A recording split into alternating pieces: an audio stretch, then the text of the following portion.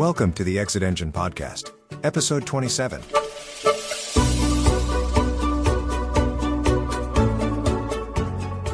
Good afternoon, John. Good afternoon, Joe. How you doing, man? I'm doing great, and yourself? I'm doing wonderful. We've got another very special episode of the podcast today because we've got another guest. We're getting better at guests, which is good. I think it's important for us to be able to have more guests than just you and me.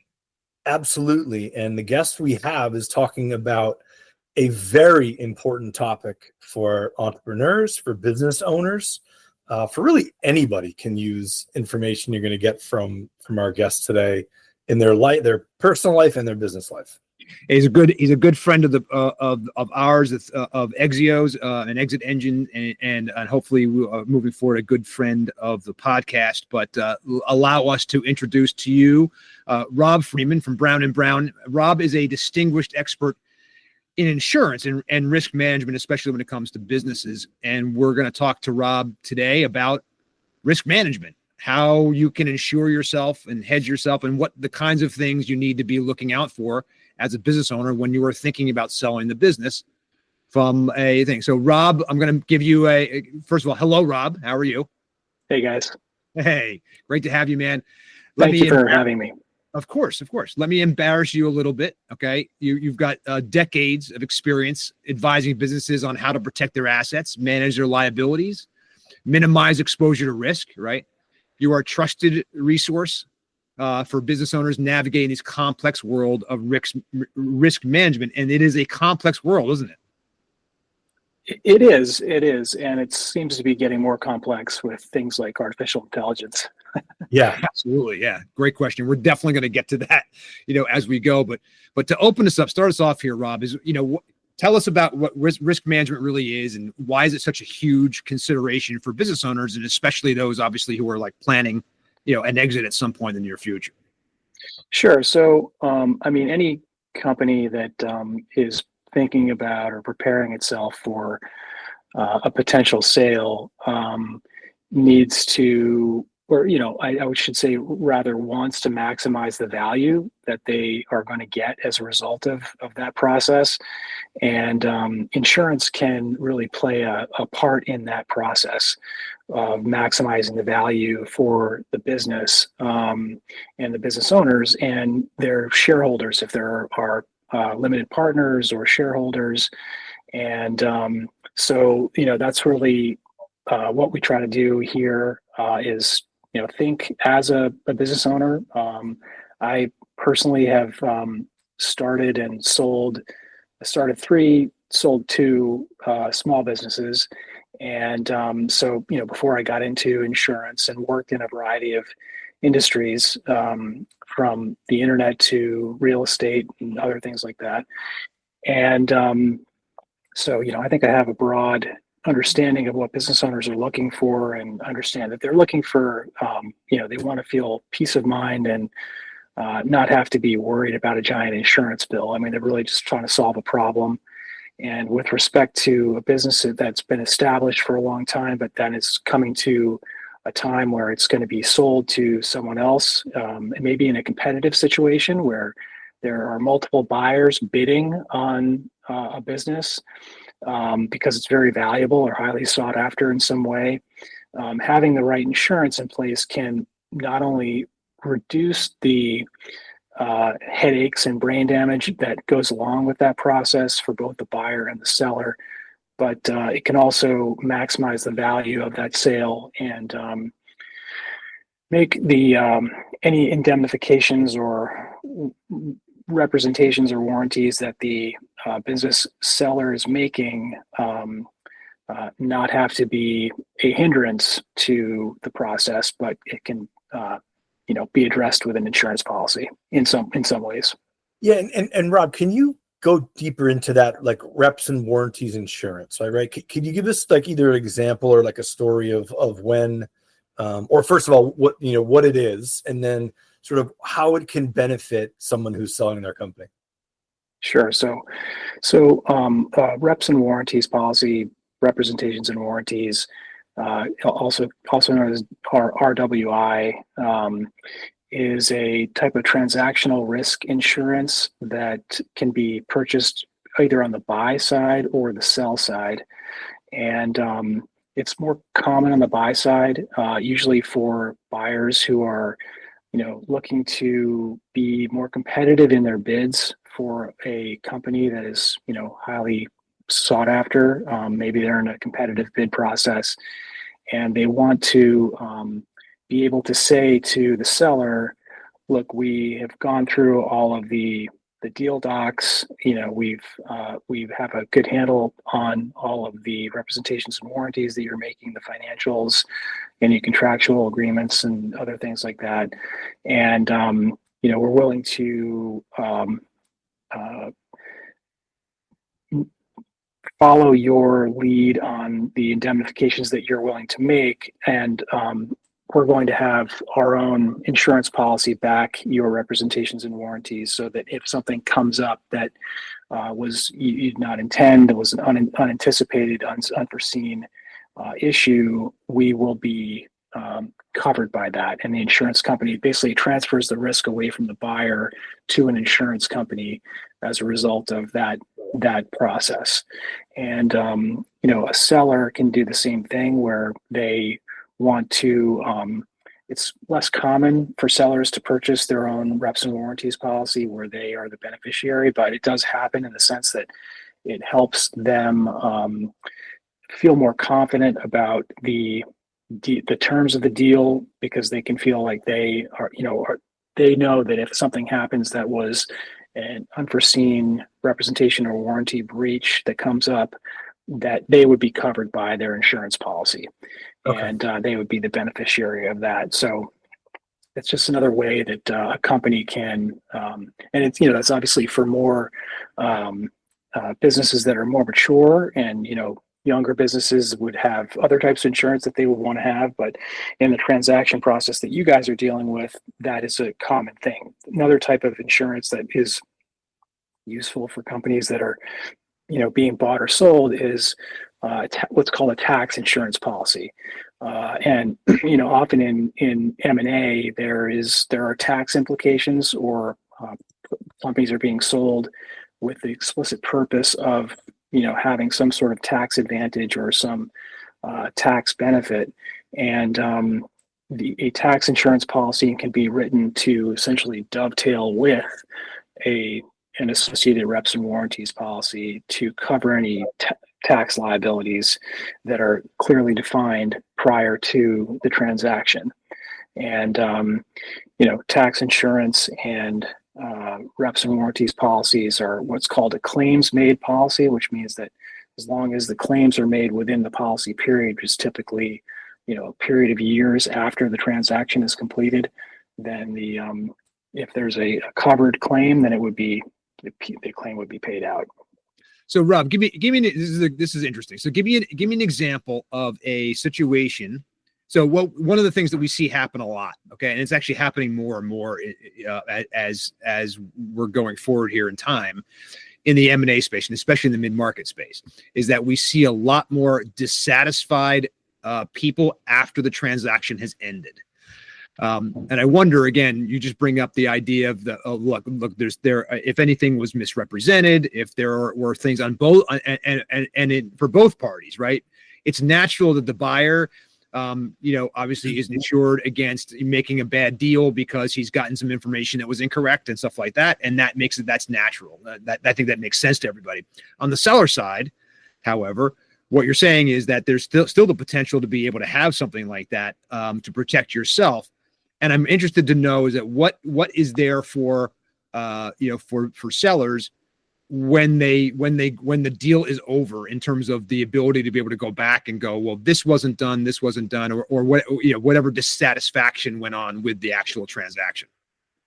Yeah. So, every reps and warranties policy is essentially like a bespoke policy to a certain extent. They're all customized, and the coverages are going to be tailored according to the reps and the warranties that are being made from either side. So typically the process is that there's, we encourage people to speak to their broker, That would be me in this, in cases where my people are reaching out to me about a business that's being sold, and as early as possible in the process, because the sooner they get started, the sooner we can start talking to different insurance carriers and identify which carriers are going to be offering the best combination of coverage and terms, and the duration, making sure that there's a duration match with respect to whatever is being done. And, and then whether there are other tax, implications or other things like that. And so, it just depends, Joe, what the specific situations are. But everything, if there is a concern, then those concerns can be addressed within the customization of the policy and the structure of the policy terms. Could there be, and is it possible to insure yourself against, again, things that might be in the sale contract?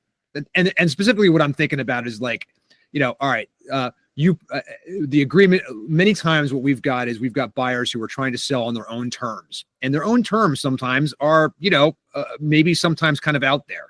And what I mean is that they are less a specific part of the business sale and more about what happens to the business after they're done with it.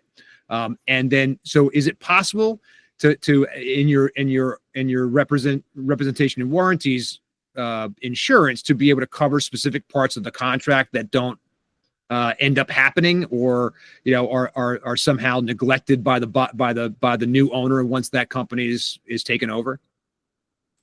I think the short answer is that anything should be possible within reason. So, I don't know if you're referring to like earn out terms or things like that. That's the first thing that came to mind is the, earnouts when someone has a earnout clause, the guarantee that payment will be made, as an example. Right. Yeah. That is a specific type of risk that, should be definable within the contract. And, if the, I'm sure that could be something that could be negotiated. One other thing I would say that, in terms of percentages of these types of claims that are made, often before a company puts itself up for sale, one of the things that a company can do to increase the value for itself and its shareholders is to have the right insurance, such as like business interruption insurance, which you would find in like a property policy or a business owner's insurance policy.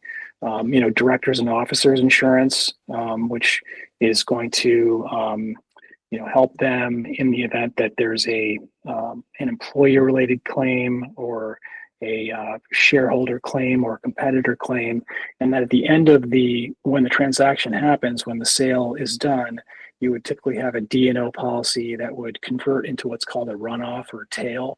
And then that allows any claims to be made within that extended policy period for stuff that happened while the policy was in effect. And so that also, it helps provide reassurance about some of these things that you're talking about, Joe, with respect to performance related to the contract. Because if there's only a single owner and there are no shareholders, then that makes a much cleaner transaction. But if there are a bunch of limited partners that are worried about the performance of an earnout or other things like that, they may be saying like, look, these are important points, but we really just want to sell this thing and get our money and get out. And so the less complexity that we see in this agreement, in this contract of sale, and also in the reps and warranties policy, the better. So I'm kind of giving you a non-answer, but I'm saying that in terms of structuring the deal, we would look to be an advisor along the way in terms of how you can get this deal done for the maximum value, and also in the most efficient way possible. Right. And again, look, what we're always interested in, what we're always coaching our sellers is that you're the best thing that you can do is to be the person who is forthright and transparent, and have your stuff together so that you can make the buyer feel comfortable that way. in terms of, and that what we want is we want everybody to be open and honest, right? And to be able to actually look at this thing, and then also feel protected. And so, what I think, Rob, your non-answer, I think is actually a very good answer, because reality is that what we're learning here, and what everybody should be taking away from this conversation today, I hope, is that there exist in the insurance world these ways of protecting yourself as you go through these transactions, right? And so, depending on your situation, depending on how many partners you have and how many people are involved in the company, and what your claims or what your worries are, there is a way to potentially protect yourself and hedge yourself, against bad action, which is one thing, right? Even oversight, right? Negligence, all the things that insurance is good at covering, right? In general. And so, again, I think it's important for people to know right off the bat, Rob, that, man, this exists. And, and as you go through this transaction, showing that you have some of these things before it happened, and having some of these other protections for the transaction piece itself and things like that is another piece of the puzzle that needs to be engaged with, or at least, considered. That's right. And so just to give you an example, so like last year we had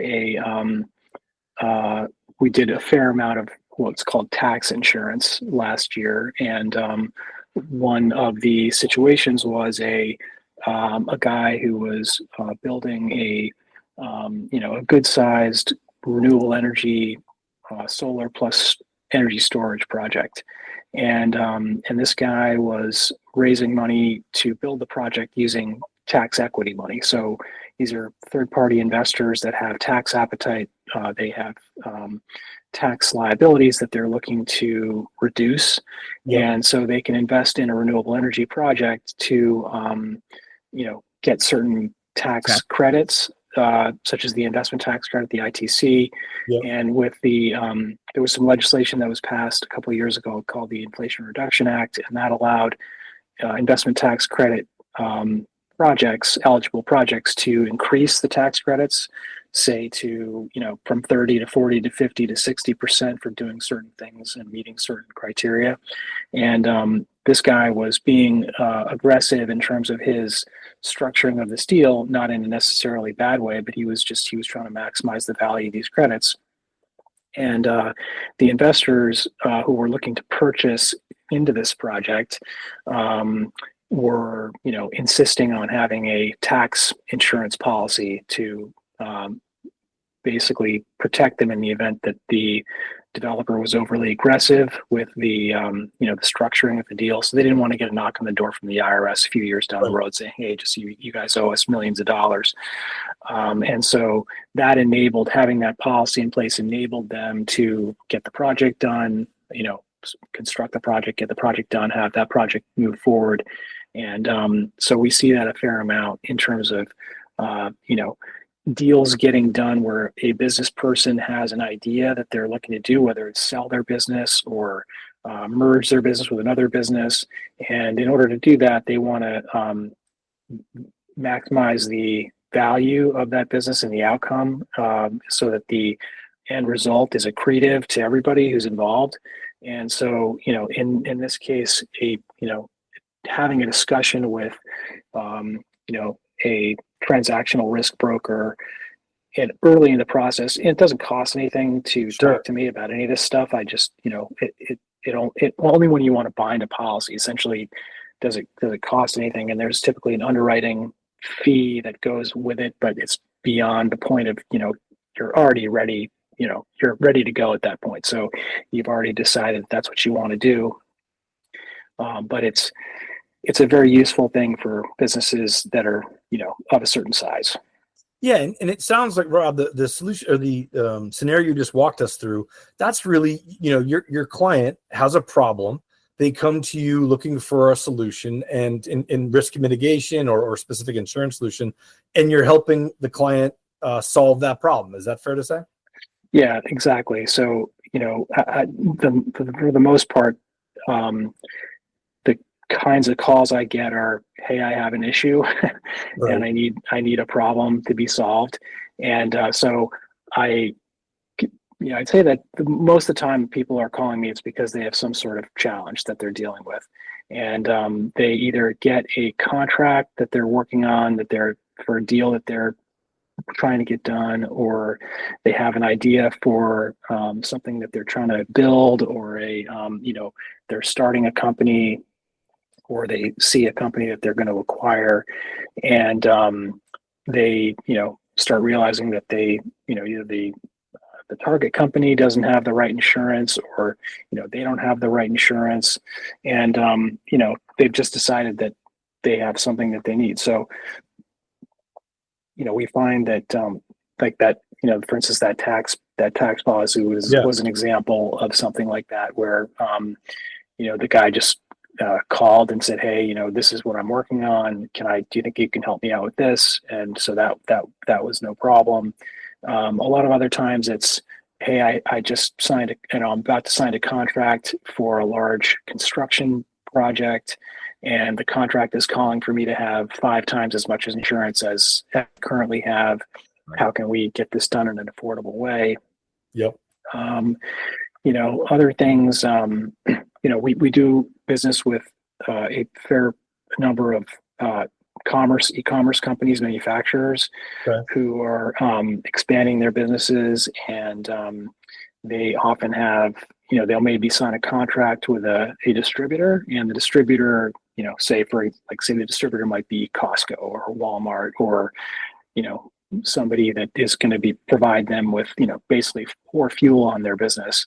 And those companies will often have certain contractual insurance requirements that require indemnification of the distributor by the manufacturer, and those insurance requirements might be high levels of cyber liability, Right. higher umbrella limits, could be environmental pollution related stuff. And we find that I'd say probably 50% of companies in the middle market are probably underinsured on cyber, because they're just not really thinking about it too much, Right. or they have only $1 million of coverage when some sort of a ransomware event or a breach or something like that would really erode those limits pretty quickly in the event that they had to deal with it. And so that's something that we see. We try to encourage people to think in Right. terms of what could be what could be a catastrophic situation that you guys would not want to be in. Right. Like if you're in the front page of the Wall Street Journal and there's some type of black swan event that's rare but impactful, right? You want to have insurance that could cover you in that instance. Right, exactly. In the insurance world, it's frequency and severity. So do you have is it a low frequency, high severity event, or a high frequency, low severity event? Right.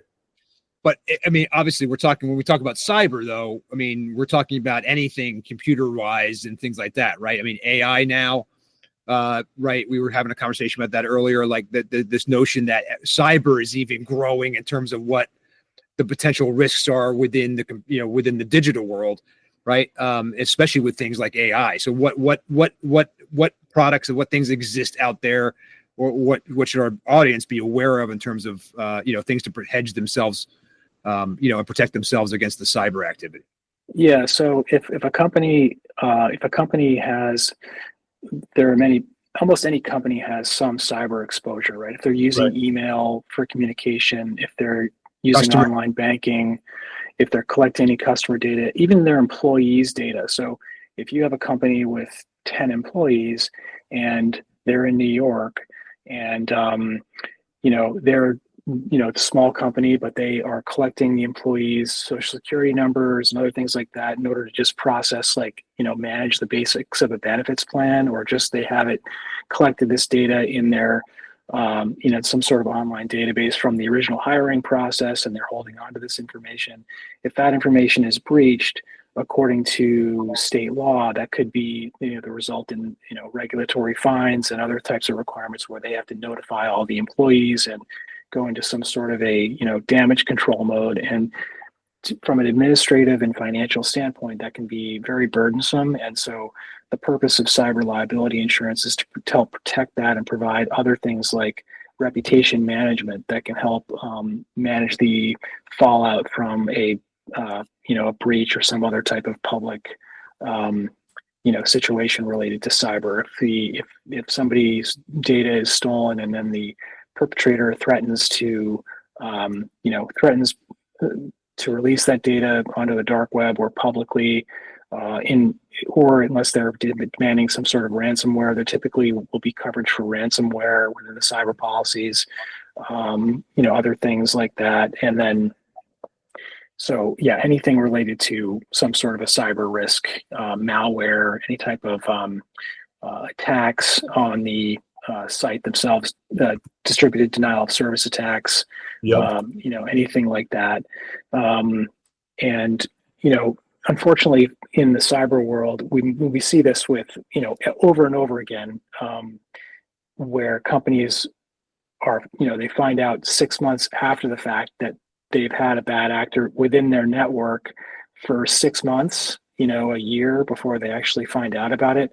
And there are all different types of cyber attacks, from ransomware to something called a man-in-the-middle attack, person in the middle attack, where somebody is basically intercepting communications that are coming from one person to another person, and then they've learned enough about how the communication is that they can imitate it. And actually, last week I did that video that you referred to, Joe, on artificial intelligence and cyber attacks.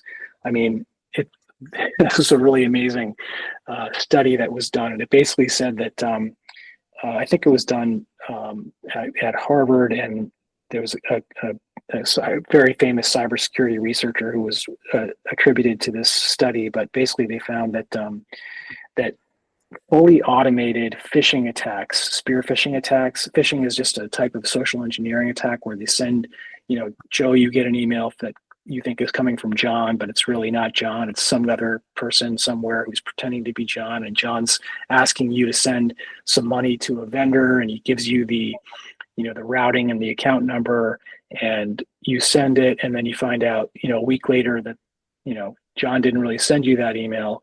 And so they found out that these fully automated phishing attacks had a 54% click-through rate. Wow. 54% click-through rate. To get specific, Rob, I mean, just to give you I know, before you get into the solution here, the reality is that, I mean, we're seeing this happen all the time. I mean, my sister sends me text messages because things they think come from Apple.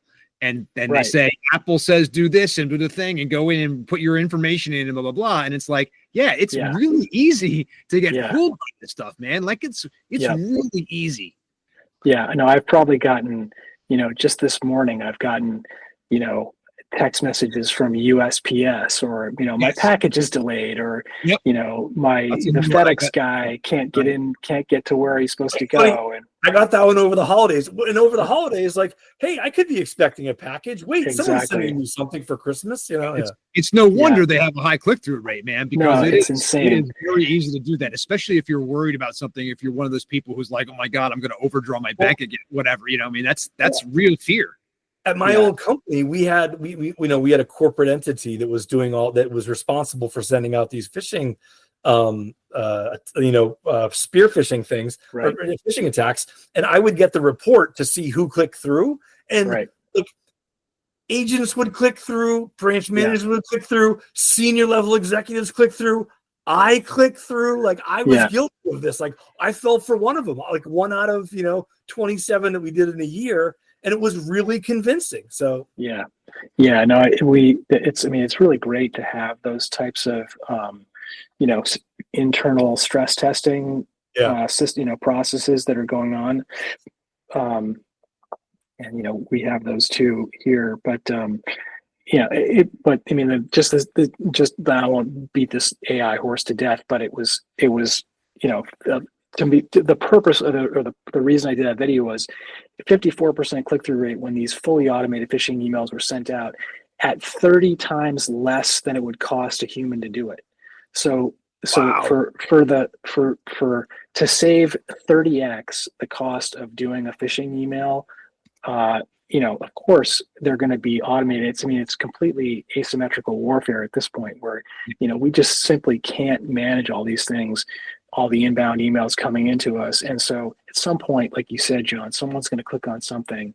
And, uh, you know, so when that eventuality happens, you're better off just having, a cyber policy there to help you manage the fallout from that. And so that's where it could be very useful.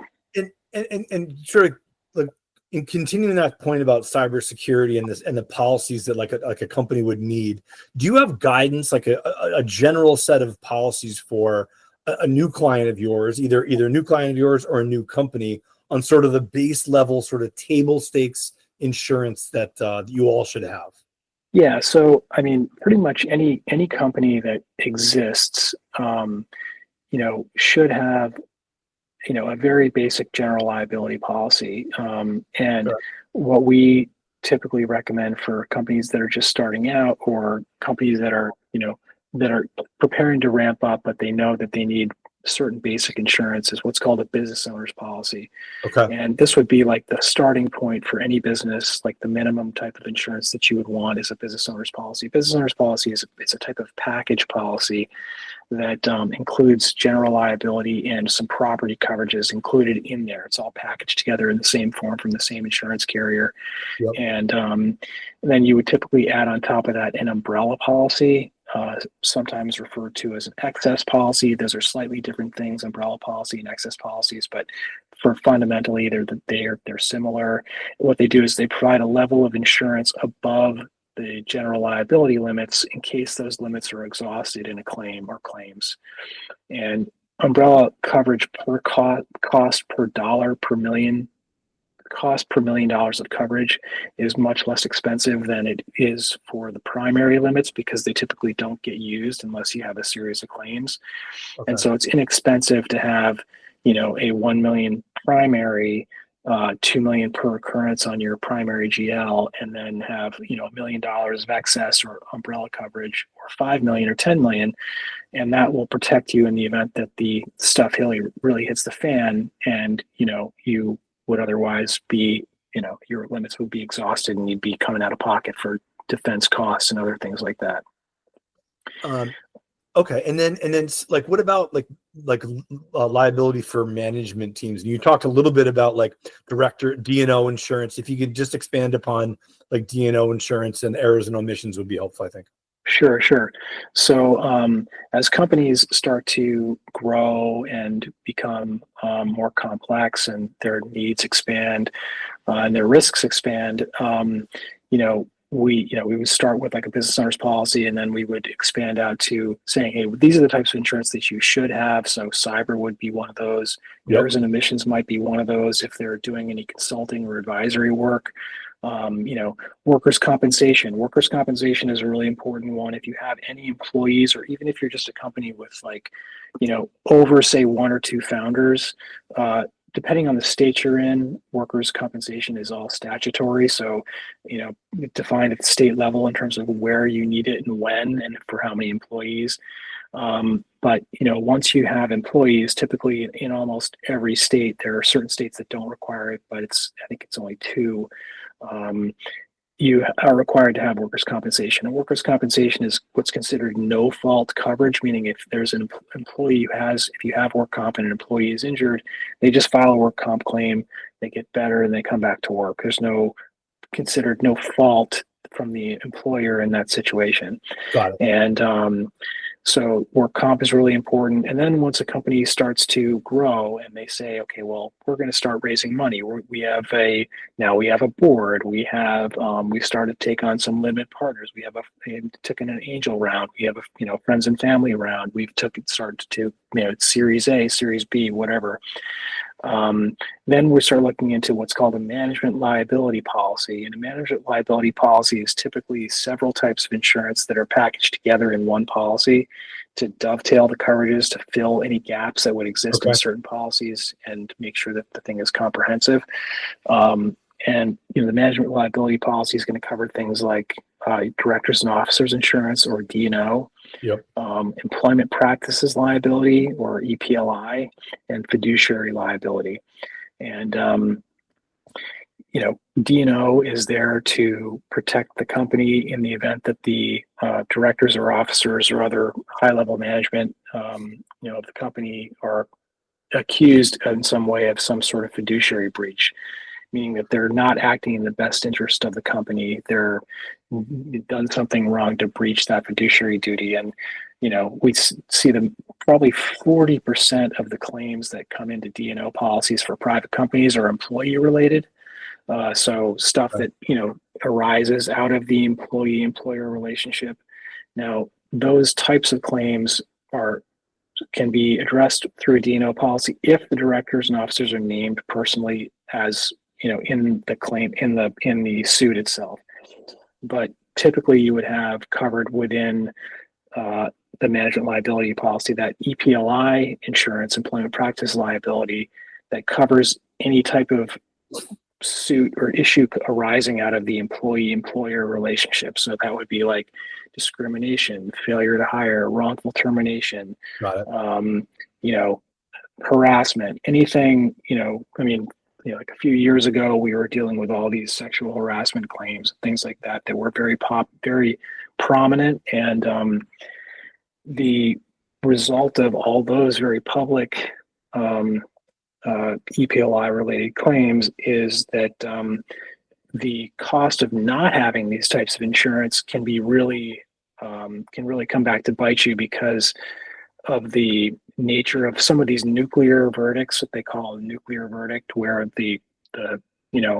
there's a group of employees that sue the company because they fostered a hostile work environment, and the jury is, goes to trial, and the jury has said that, we've had enough, and for what would be a $5 million or $1 million EPLI claim, it's $100 million or something. And so, there have been a lot of these situations that I think there was one in New Jersey that was like $100 million, or, maybe it was even more, that was very, very significant, and, because of punitive damages and other things like that. And so employment practice liability is really useful to have. We deal with these types of suits all the time, and people can file a lawsuit and claim pretty much anything. So, the EPLI insurance provides defense costs and helps you, the insurance company is going to take over that process. And, Right. You still have to be involved, but they will be managing that process and dealing with the attorney from the plaintiff side. And you mentioned you have a particular expertise. I mean, you work with clients all around the country, but you have a lot of clients that are sort of operating in New York City. Yep. Can you just talk a little bit about sort of the unique sort of ways that, or the specific cost differences between companies that operate in New York City and companies that operate sort of outside of the city? Sure. So yeah, I mean, New York is its own animal for sure. So I mean, it's unfortunately it's a litigious state, and there's a lot of regulations related to certain performance requirements with respect to things like cyber liability or employment practices or workers' compensation or any sort of liability related to construction and heights. So we do a fair amount of work with contractors here, and I work with, I personally do a lot of work with solar contractors or renewable energy, anybody involved in the renewable energy industry, and have, a lot of clients in the New York area that are doing that type of work. And so in New York, there is, and let me know if I'm getting too in the weeds here, but there's a law in New York called Labor Law 240-241, which imposes strict liability on all parties involved in a construction project where there is a claim related to some height differential. So any sort of claim involving heights and bodily injury or property damage. And this was, the creation of this law goes back, over 100 years. And it was, when you see those pictures of the guys out on like the Empire girders. State Building, or whatever, the Chrysler Building, and they're sitting out, and it looks incredible, inspirational, but at the same time, I think some of those workers were maybe taken advantage of or something, so they created, or who knows, probably some clever lawyer came up with Right. some lobbyist came up with the reason for this. And so now these laws exist, and to protect workers, from being exploited, but it's caused the cost of insurance in New York to go up significantly for general liability for any contractors that don't want to have what's called an action over exposure. Again, I don't want to get too much in the weeds here, but basically when you have a contractor who is doing work for a building owner, and that contractor uses a subcontractor, and say the subcontractor's on the job and they're doing the work that they would normally be doing, and they slip and fall, and they fall off a ladder and they injure themselves.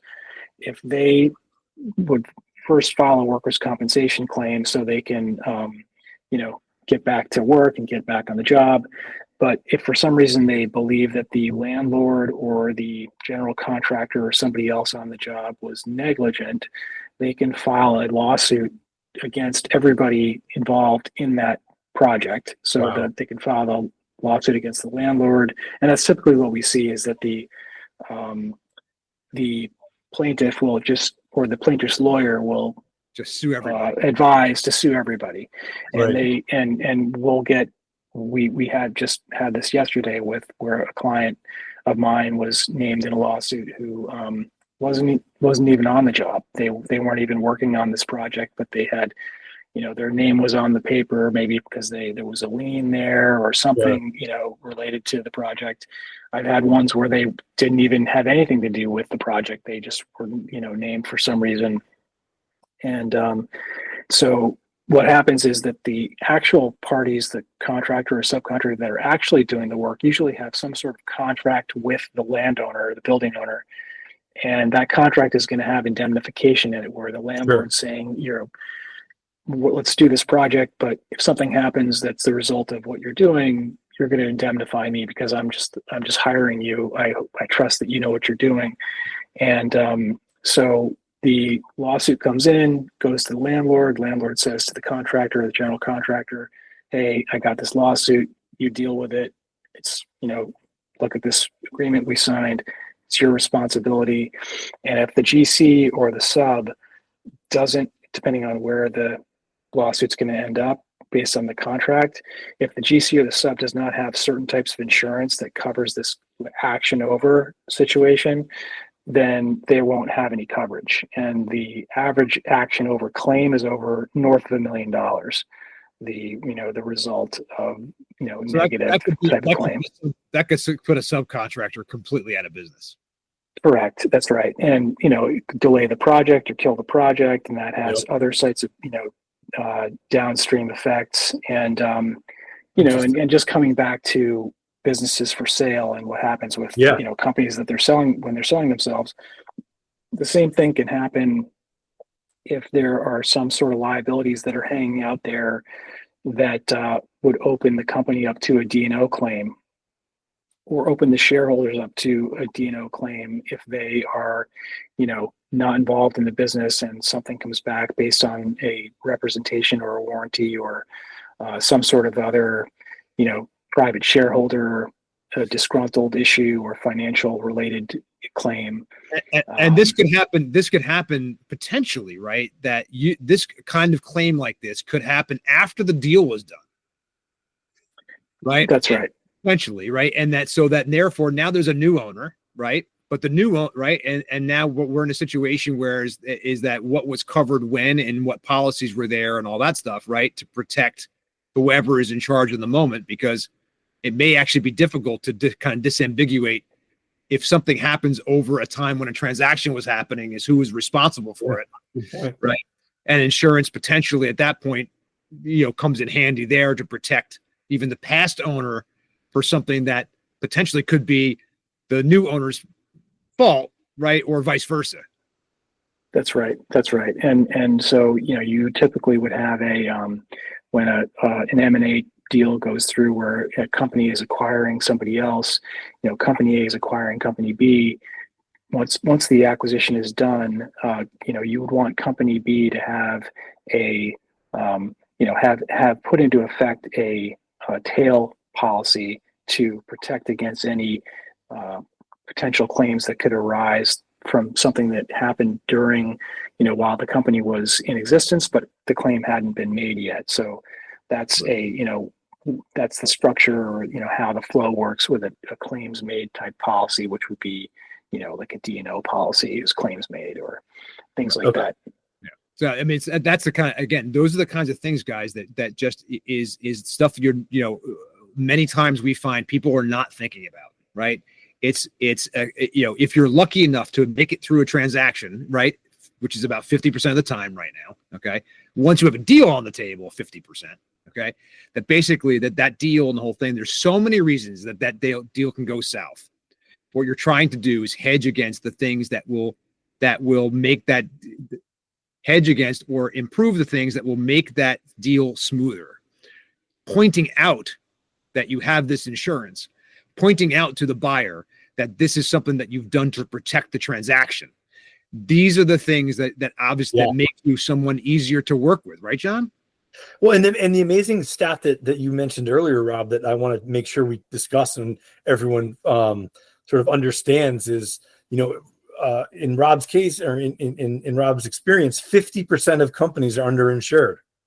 So I guess you have a choice, right? You have a choice. You can either be overinsured, you can either have the right insurance, or right amount of insurance, or you can be underinsured. And when you're selling your company, I think everyone would want to have the right amount of insurance. And one of the best ways to do that is to talk to someone like Rob, and so Rob can fill in the expertise and make sure I view it like a checklist, right? Do you have general liability? Do you have management liability? Do you have fiduciary?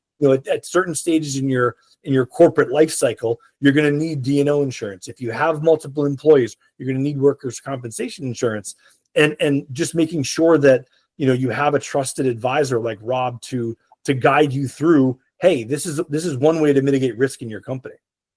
Yeah, and one thing that we do, which is I think people don't often.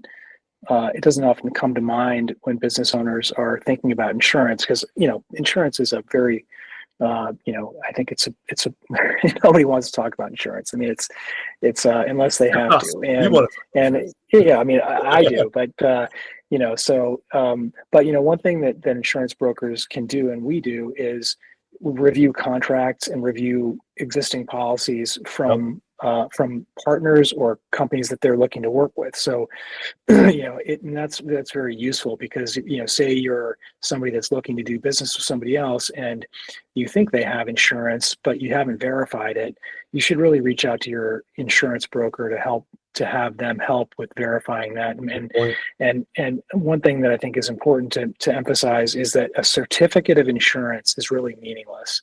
So a certificate of insurance that, when you say somebody, can you get me a COI, certificate of insurance?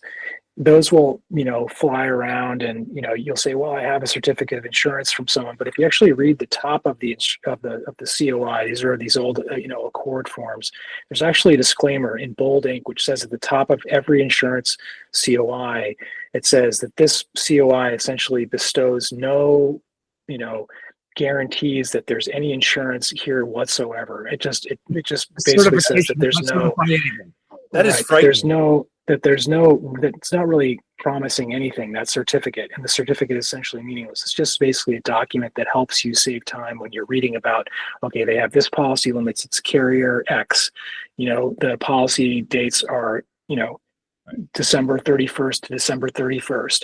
But you don't know, you won't even know necessarily like actually what's covered and what's not based on that at the very, that's let right. alone And so not actually in effect.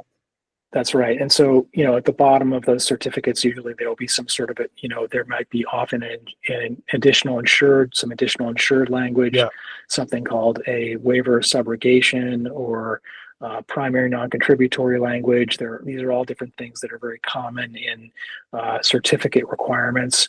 And, but just having that certificate is essentially meaningless. So what you need to do is actually just request copies of the actual policies in PDF form, and then just send them to your insurance broker and have them say, like, look, this guy's saying he has, a million, 1 million, 2 million per occurrence aggregate, and he says he has no action over exclusion, Right. and he's got a $5 million excess, and he says he's got primary non-contributory, and he's going to give us a waiver of subrogation, and he's got this type of additional insured form and all this type of stuff. And these are all little nuances that are just boring as hell, but they actually really matter in the event that something happens. And so your insurance broker should really help you with just dealing with all that stuff. I wish I had known that a couple of years ago, because that exact what you just said, I thought the COI was sufficient, right? And my attorney, working with us on this deal, said, no, that's not sufficient. You have to request the PDFs. And they wouldn't send us the PDFs of the policies. Right. So that becomes that was a red flag, right? So it was like one of those things it's a red where, flag, because he gave all sorts of some reason, like, oh, that's proprietary information and the policy prevents me from sharing it. And it raised a red flag. And I was like, wait a second, we got to step back from this. And we ended up not doing that. So. Yeah. And there could be, very, very bespoke insurance policies that, have some sort of proprietary, thing to them. But overall, I think that's probably not the case, because, most insurance policies, or many insurance policies, I should say, where you're just using basic ISO forms. And if you start, anything that's admitted is usually going to be, incorporating some sort of insurance services office form. And then, once you get into the excess and surplus lines, where they are, what they call non-admitted markets, those policies are typically, there's no consistency to them. There's no specific, like environmental policies, pollution policies, are all pretty much all different depending on the carrier. So you really need to read those policies, but there shouldn't be any reason for a company not to give you their insurance policy, especially if you're trying to do a deal with them. Yeah. And Rob, what have we not covered in insurance that either you're surprised we haven't asked about, or something that you really feel that entrepreneurs and specifically people who might be selling their business should know about regarding either risk mitigation or insurance, or anything in your world that they should know about? One thing that's important, I think, for any business that's closely held and has a very valuable founder or founders, is something called key person insurance. Okay. Key person insurance is a call we get, type of request that we get very often, where an investor or a board is going to invest in a company, or the company is looking to enter into a transaction to be sold, but there's going to be some sort of an ongoing management role for the seller, and they're going to take a role within the new acquiring company, and they will typically require something called key person insurance, which is a type of it's a type of a life insurance, essentially. I mean, it's a policy that protects the company in the event that something happens to the founder or the founders.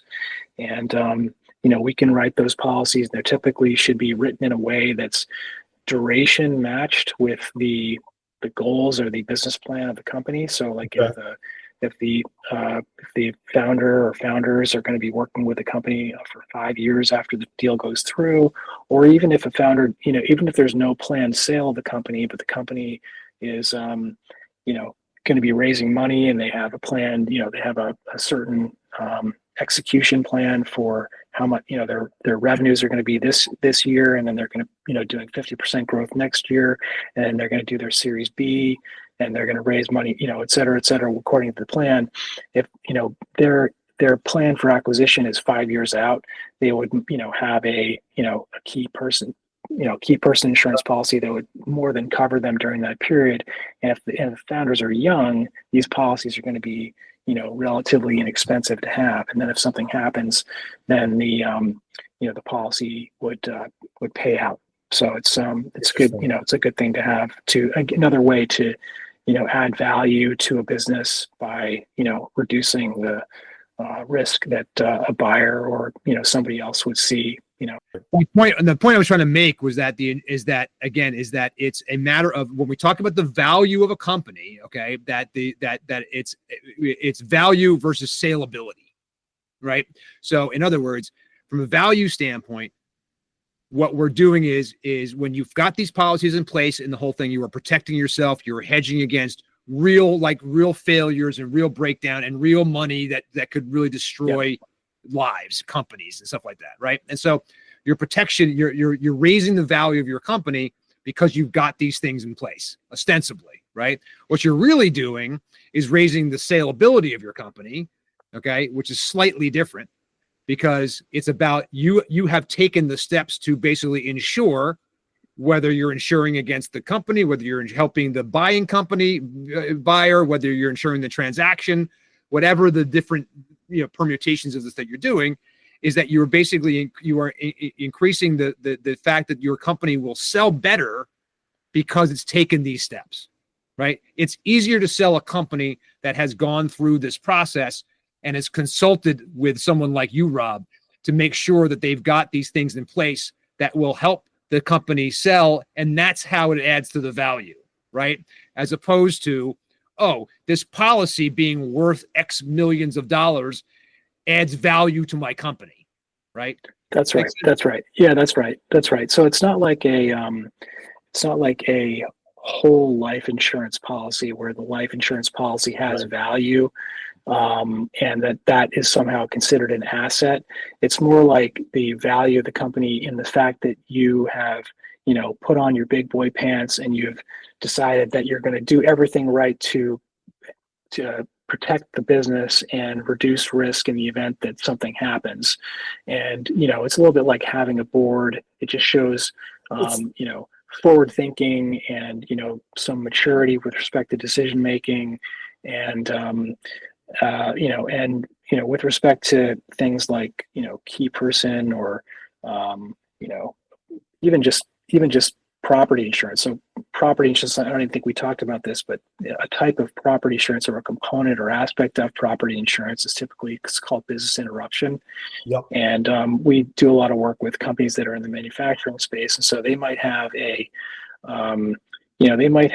contingent suppliers or contingent businesses that they rely on, that are, say, importing products from overseas, or they are a manufacturer of a specific product that is a requirement as a part of an assembly for something that has to be manufactured a certain way.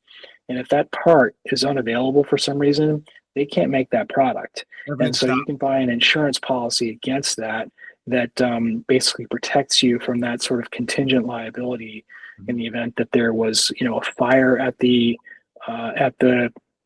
facility that makes that that part, or if something happens and you have a 3PL, you have a third party logistics warehouse that's sending your product out to your customers, and that product, that 3PL burns down, or something happens, there's a flood or something happens, or some catastrophe, the policy would cover you for that period of time when your business was interrupted.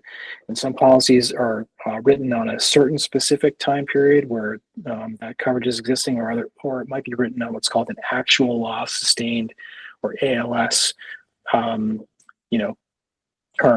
And ALS just means that, no matter how long the thing is out, if it's, up to a year, they'll cover that.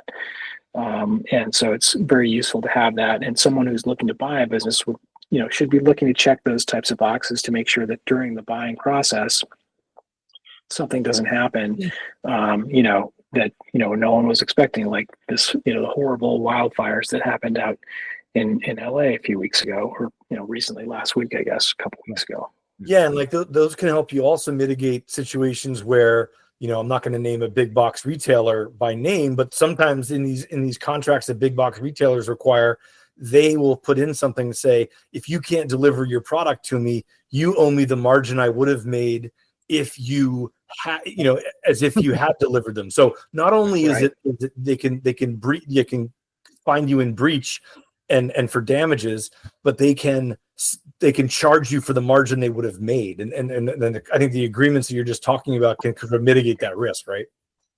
Yeah, that's right. And that I think that's a different type of it's a different type of insurance. There are other types of insurance policies that can be purchased to protect against those types of situations. But yeah, so business interruption is could be very useful. Got it. So Rob, we've just got a couple of minutes here left, but what I want to ask you about is in your experience as a business owner, right? What were the things that you came across that you see as the challenges? I'm interested to know kind of why you moved. I know you've kind of been in this game for a while in one capacity or another, but what are the things as the business owner that you saw, that you went through, in terms of, from an insurance standpoint, that kind of makes this like, was there an eye-opening moment for you? Yeah, I mean, I would say, the business that I was in the hospitality business, and that business was great when I was young, but was not so great when I started getting older and having kids and everything else, in terms of just the hours involved and things like that. And then I had another business, which was an online education business, and that was great. I enjoyed it, but it didn't work out in the end. But I would say that at every point in any one of those businesses, that I would have liked to have had an insurance broker, or access to an insurance broker, who would have explained to me what these insurance policies that I needed did, and why I needed them, and why they were important, and just explain to me in basic, simple English, what they were for, and how to address the risk transfer situations that I needed in an affordable way, and maybe just put together like a roadmap for, okay, well, you don't need this necessarily today, but 6 months from now, let's get together and talk about this again. Grab a cup of coffee and just catch up on how the business is going. And so I'd say that in terms of just having a business background, I'd say just it helps. You can't do everything yourself, so it helps Right. to have somebody that you can trust to talk to about, and just tell you, give you feedback on whatever you're going through. Well, there's our parting shot, right? I mean, the reality is that I think that you're talking about the best thing that any advice that we can give you today, about anything. And again, we can't give you anything specific about, specific insurance things and specific legal things and stuff like that. So obviously, always contact your own personal advisors whenever you're making a decision about this, everybody, right? Okay. Right. But none of this is tax or financial advice. Yeah, and also, I just want to give that None of this is disclosure. professional advice. Yeah, none of this is construed as professional advice. It's not investment Right. advice. All those types of disclosures. So, Exactly. as usual. But that said, that what I think it sounds like the best advice that Rob can give anybody out here is to talk to either him or some insurance broker, right, as the owner of the company, and be able to say, hey, what are my options? What should I be worried about? And then they're going to look at your business. They're going to look at specifically the industry you're in, and they're going to look at all the things that your business is about, and everything that's got going on, and they're going to make recommendations to you about how to be able to protect yourself. And make sure too that when you're mentioning this, and I'm sure that any good insurance person is going to bring this up, is what are your intentions with the business, right? Where do you want this business to go? What's the trajectory? Because as we're always advising you, keep an eye on the end, right? And understand that as Rob just pointed out, there's going to be a journey of insurance, right? You're going to start with a basic policy. You're going to move to other things. You're going to, potentially there is a kind of a growth or an evolution, even to the way that you deal with insurance in your company, right? the roadmap that he mentioned, right? I use the term checklist. Rob used the term roadmap, and it's like you're going to need certain things at certain stages in your company, and Rob can help you provide that and give you guidance along that roadmap of your company. That's exactly right. That's right.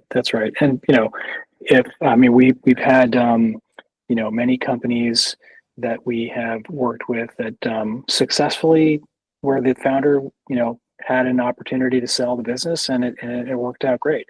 And then there's other things where they develop special purpose vehicles, or they have, these guys are, a lot of my clients are selling things constantly. They develop special purpose entities that have a certain goal, and once that's done, they're sold. And so that type of things happens all the time. And so having things like an org chart to look at how this business is structured is very helpful in terms of getting a handle on insurance. There are a lot of ways to save money on insurance as well by understanding how the org chart works and what the ownership structure is between all the different entities, because you can sometimes piggyback insurance from one company onto another if that makes sense.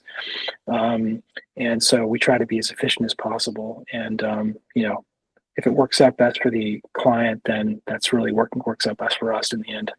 Great. I think we can't stress enough the importance of this. Again, and we look through our total exit value system, right, John? We're talking about, this falls clearly under the risk management, section, right?